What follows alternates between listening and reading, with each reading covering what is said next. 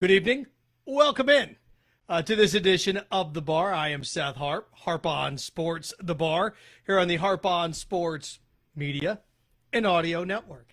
What do we have in store for you coming up on this edition of The Bar? Well, a couple of things. A little college football cardio for you. The Jaguars have their own pawn shop, and The Last Dance with Michael Jordan, seemingly everything and pretty much the only thing a ton of people are talking about at this time. And, you know, the romanticism of Michael Jordan, to me, is it a fever pitch? After this documentary, it's going to be totally different. This documentary, this 10-part series on Michael Jordan, is going to change an entire generation's perspective on him. And we'll get to that coming up here. Really quick. Harp on Sports, The Bar, Harp on Sports, The Podcast, harponsports.com. You can follow us on Twitter, Instagram, the whole 9 yards at Harp on Sports on every single social media platform that you can find. And we're excited to be a part of it. A quick reminder to everyone, I am now with ESPN at Gainesville, 98. Get this right because it took so long. I'm so ingrained in doing it when I was doing in Jacksonville forever. ESPN 98.1 FM. 8:50 a.m. WRUF, and online at WRUF.com and on the ESPN WRUF radio app. So, what do we have for you? Let's start with a little college football cardio here. Chris Fowler of ESPN, Reese Davis of ESPN, and a slew of others. Informed decision-making, informed personnel, talking about college football starting maybe in February. Okay, February, March, April, May type of college football season. Well, what would that look like? Well, it would look a lot like fall temperature-wise, wouldn't it? Look a lot like fall temperature-wise. So, if it looks a lot like fall temperature-wise, it feels a lot like fall temperature-wise. Bad, good, indifferent, how are we feeling about this? And I don't know if we have an option when it's all said and done. The coronavirus will dictate when, how, where we can do all of these things. Here's what you have to ask yourself, and that's why I was talking about college football cardio. What type of workout is this going to be? What type of season is college football going to be? You ever go to the gym? I'm sure you have at some point. You ever see people run? There are people that run. Run. And there are people that just kind of leisurely power walk, stroll, kind of do their own little thing. What do you want? What type of person are you? What are you? Are you a sprinter? You're going to run? You're going to work out? I'm a P90X guy. See? Welcome to the gun show. No, I'm a P90X guy. So when you work out, I work out. 30 minutes, 40 minutes, 45, depending on what the workout is. 45 minutes and I'm done. When I go to the gym, there's nothing worse than seeing somebody on their cell phone. Get off that thing. Work out. You're taking up time. Taking up space. I never got going to the gym and walking on the treadmill. Walk outside. Why are you paying for a membership? How does this relate to college football? Well, very simple. It relates to college football in this aspect. What type of season do you want? Are you going to be the person that drops 30, 40 bucks at the gym and walks on the treadmill when you can do it for free? That's fine. Or do you want it to be full bore, you know what, to the wall? What do you want? Because if you want it like the football that you love, the football that you know and love, the camaraderie, the fans, the crowd, especially college football. That's what I hear time and time again. College football is different because of the atmosphere. Well, you're not going to get that atmosphere if you try to start the season in September. You're just not. So what kind of atmosphere do you want? Do you want 3 seats in between everybody? No real band? Kind of calm, quiet? Is that what you want? Oh, it can get loud at times, but everybody hates crowds, but everybody loves a packed stadium. Don't they? So, this is what you have to do. You have to make up your mind. What do you want? What do you want? Now, I don't think you're going to get to choose. I think Dr. Fauci, Dr. Birx, I think they are going to make the decision. Each individual state, Surgeon General, maybe when it's all said and done, but you got to have uniform rules, right? Can't be one thing in, Ann Arbor and something else in Columbus and then something else in Nashville. You're going to have some sort of uniformity when it comes to this. But if you want, you have to figure out what you want. Do you want college football? Do you want it early? Are you that impatient and that focused that you want it in September and it's going to look nothing like you know? Nothing like you know. Or do you want to wait? You want to wait till February and at that point maybe wait till February and get what looks like college football just 4 or 5 months later. What do you want? How do you want it? Again, a little college football cardio. Different forms of cardio, right? Are you running? I'm going for a run. I don't know what that means. I'm going to watch college football. Again, okay. What do you want it to look like? Are you running? As in sweat, soaked, 2.5 miles, 3 miles, 4 miles, 5 miles, exhausted? Or are you running around the block? Are you somebody just, I'm going to go to the gym. Here, Pete, I'm going to go to the gym. What does that mean? It means a lot for different people. What do you want this to look like? I know what I want it to look like. I want it to look like it looks like. I can wait to make sure something is done correctly. Chris Rock got in a lot of trouble. He upset Sean Penn and upset a lot of people about, 10, 15 years ago when he was hosting the Oscars because he was talking about Jude Law. And if you need Tom Cruise for a movie, then you wait. If he's busy with another project, you wait. You don't force everybody Jude Law. Sean Penn got mad and everybody got worked up, but it was absolutely hilarious. If you find somebody and you want them, go get them. Same thing here with college football. If you can set this up and do it right, wait. I'd much rather have it look and feel like the real thing and be 4 months later than not look and not feel like the wrong thing or the right thing. Because here's what's going to happen. And I used this analogy last week and I'm going to use it again because it's true and it's accurate. Here's what happens. People say they want something, then they get it, then they hate it. Dumb and Dumber 2. I really want Dumb and Dumber 2. I've waited forever for it. You got it and you hated it. You got it and you hated it. Man, I want another Star Wars movie. Okay, here's 7, 8, 9. Man, this sucks. I hate it. You're going to get, I just want any sports. Give me any sports. Oh, here's horse. I hate it. I know how this works. They're going to give you a watered-down version of football, and you're going to hate it. You're going to hate it. You remove the atmosphere from that joint. It's a MAC football game on a Tuesday or Thursday night in November.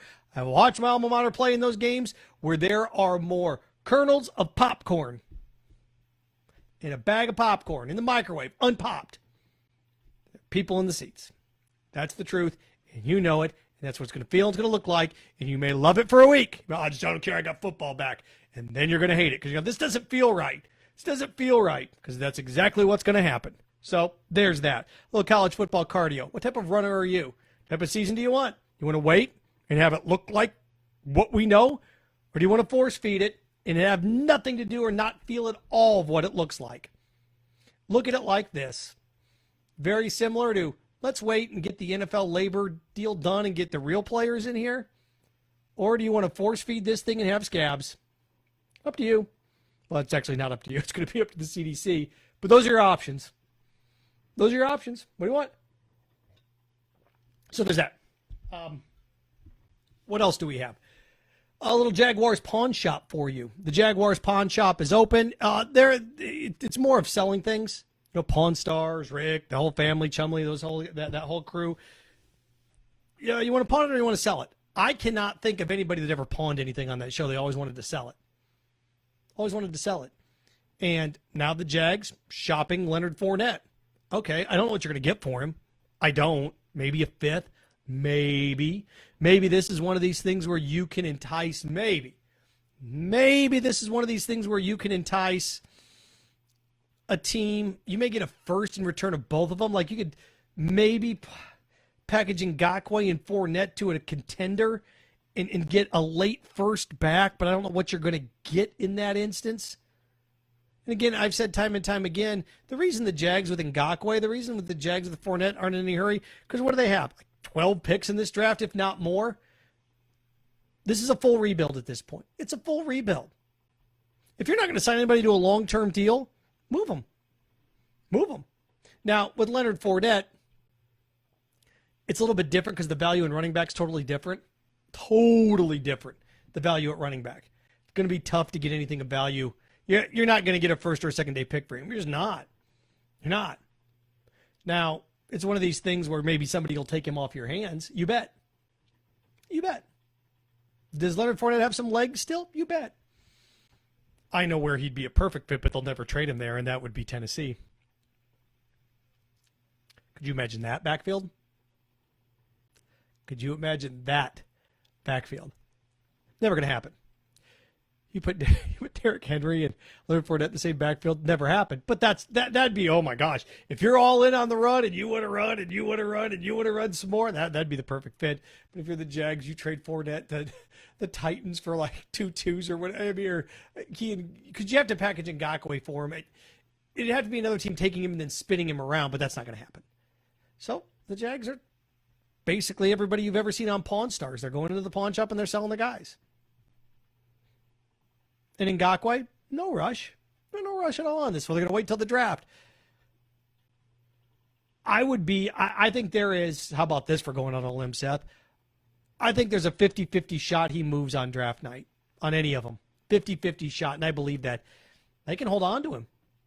If you are the Jags and you have what? 2 1s, a 2, multiple 4s, multiple 5, keep going down the list. You have 2 3s? You keep going down the list with all these draft picks that they have. And you look at next year as well. They've got 2 1s next year. If you can get a second next year, those 12 guys fitting on that roster, you want to space this out as much as possible. And look, there's still a chance the Jags could move back, 9 to 13, 9 to 14 if somebody wants a quarterback really bad, or move from 20 to 25 in case somebody has fallen. I doubt Jordan Love falls that far. But there's a chance to really stockpile this for an onslaught for 2 or 3 years, where you could have multiple firsts in the next 3 years. 2 firsts this year, 2 firsts this next year, 2 firsts the following year. That's possible. That is distinctly possible of where they are. But they're a pawn shop. And it's such an interesting year because it's going to be a weird year. It's going to be a bizarre year. It's a year where 2 games are in London now. They're supposed to tear up Lot J. That's not happening, right? It's actually a center for coronavirus, COVID-19 testing. So as long as you keep pushing these things around, it's like, oh, well, there's 2 games in London this year because of all the construction going on. Well, that's not started yet. So even if that would start in the next month, which it's not, and it would get approved, which it's not, you're looking at 2 years to get all that done down there. So there are going to be multiple games in London again next year. What's this fan base support structure look like for this team in a full tear-down rebuilding mode if it goes south of cheese? What's it look like? I think Dave Caldwell, here's what's crazy about this. It may cost Dave Caldwell his job. It may cost Doug Marrone his job. But they're doing this the right thing right now. They are. What do I think? I think if you get a 4th for Leonard Fournette anytime, you take it.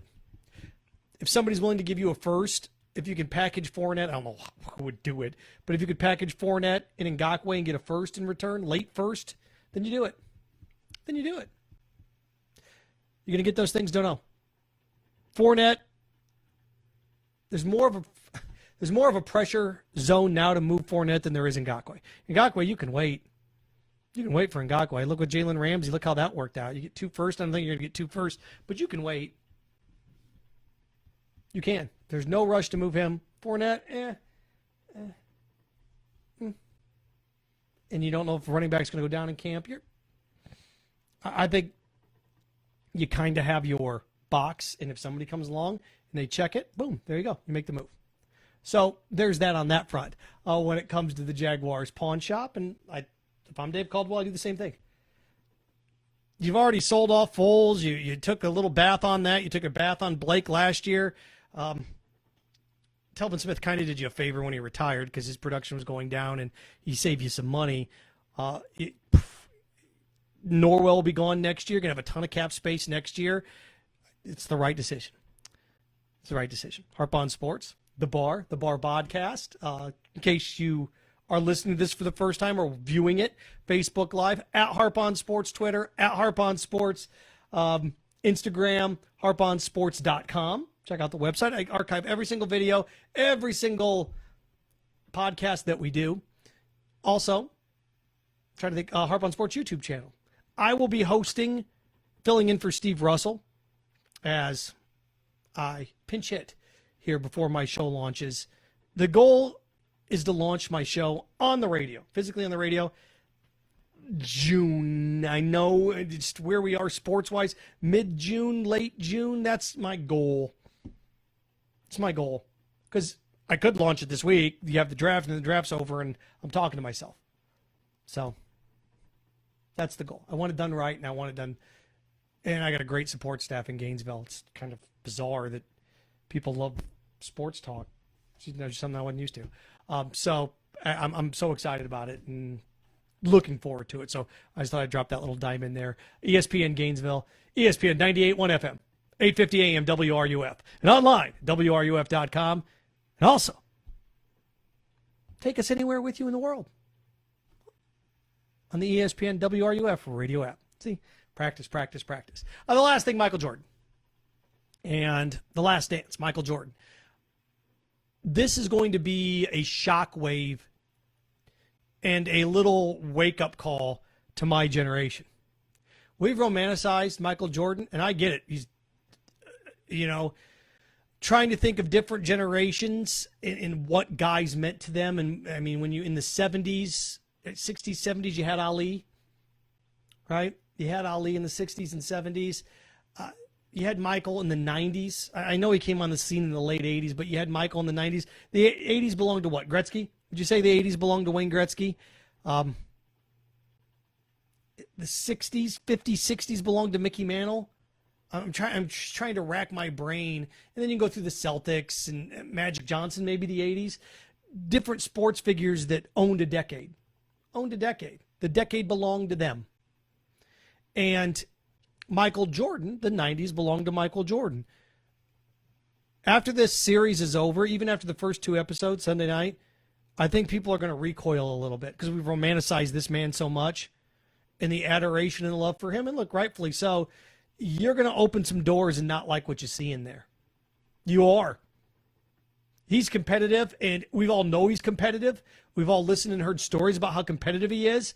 There's an entire generation, I love him. You ever notice that about a lot of people? I let my son play for Bobby Knight any day. I love that hardcore. You know as well as I do. Most people that love the Michael Jordans, love the Bill Belichicks, love the Tom Bradys, they would absolutely despise them if they were their teammates. Absolutely. Those hardcore, hard-nosed, attention to detail, win at all costs, just miserable SOBs when it comes to success. Cutthroat, Ray Kroc, just that hardcore, I'm going to own this. Michael Corleone, you love him on TV. I don't think you'd like him as your boss. You wouldn't. We've romanticized Michael Jordan. I get it. He's great. This documentary, or this series, is going to make you recoil. You're like, wait a second here, man. He kind of is a turd with this. And, boy, he's not a very nice guy with this. I can't think of any athlete. I talk about romanticizing, but we've created this myth, an aura around him, and you're about ready to see some truth. Well, he was in Atlantic City gambling in between NBA playoff games. Could you imagine if LeBron James or anybody did that today in between NBA playoff games in Atlantic City? Do they even have casinos anymore? If they were gambling in between games, postseason games, oh my gosh, we lose our minds. People get mad and get worked up at athletes that have fun. You should be in the gym. You should be focused. You should have your nose in the playbook. That's what social media has done. I'm telling you, I respect everything that Michael did. I'm going to enjoy the series. I am. But I'm going into it knowing what's going to happen. Here's your idol. They say never meet your heroes. An entire generation, and it's my generation. This myth, this romanticism, the things that we didn't know. Oh, Michael can do no wrong. You're going to watch this and go, man, he's kind of a... Man. But now the people that love him, and you look at this politically right, people that love the president, he can do no wrong. Well, people that really, really love Michael are going to think he can do no wrong. Okay. But there's always that middle independent voters that swing an election. You're going to have an entire generation go, wait, what? And then you're going to have a generation in their 20s that never really watched him go, hey, was he really like that? People in their 30s are going to remember him, but remember him at the end. people in their 30s going to remember Michael Jordan at the end, kind of like I remember Reggie Jackson and Mike Schmidt at the end, Nolan Ryan at the end. That's what you're going to get. So it's going to be fascinating. Can't wait to watch it. It'll be a good series. Let's see here. Quick reminder. Harp on Sports, the bar. Harp on Sports, the podcast. You can check it out. We try to drop one in the middle of the week and on Sunday every single week at Harp on Sports. The podcast's on Spotify. It's on Apple Podcasts. It's on Buzzsprout. You can also check it out. I put the link in here quite frequently. If you follow Harp on Sports on Twitter, Instagram, Harp on Sports Facebook, harponsports.com, every single one that we've done is archived and set up right there for your consumption. We'll be back with another edition of The Bar midweek, Wednesday, live from my office on the campus of the University of Florida in Gainesville this week. So there we go. Everybody, enjoy the rest of your weekend. Look forward to chatting with you here again very soon. Remember, harponsports.com. Follow us on all the platforms. Looking forward to it. And again, pinch hitting for Steve Russell on Monday. ESPN Radio Gainesville, going to host from 10 to noon on my show, slated to start a little bit later on in the summer, but I'm going to spot fill in here for the time being when one of the guys wants a day off. So there you go.